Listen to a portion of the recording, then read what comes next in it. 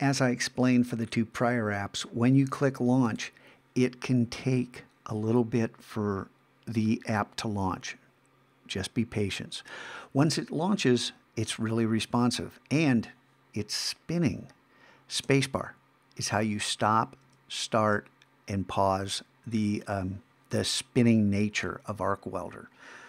Again, it's the arrow keys that do the rest of the controls.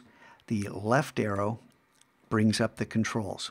And the first thing I do is change that animation speed, get it down somewhere around 2, 1.7. Okay, far more peaceful.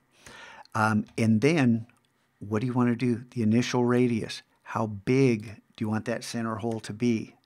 Okay, do you get it? So I'm going to go ahead and just say I lower the opacity, the minimum length, the maximum length. I find these larger ones are more interesting, but then the width, what's going on here? The arc weight, minimum, maximum, the count, let's lower that down a little bit.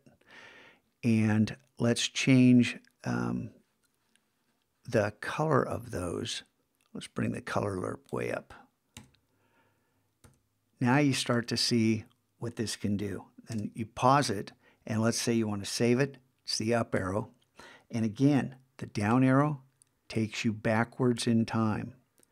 The right arrow generates something brand new. You can't go back to something that you've already seen. Once I go back, I can't get back to that one I just saw. Got it? Back, forward, back, forward.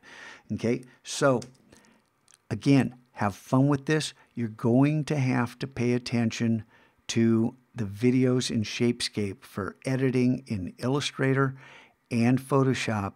And there are some cool tricks with ArcWelder in Illustrator, and I will make some more videos about that when I have time.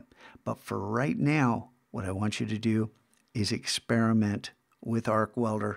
Really play with these settings because there's a lot you can do, including this arc offset. Some interesting things can happen, but I don't want to spoil your fun.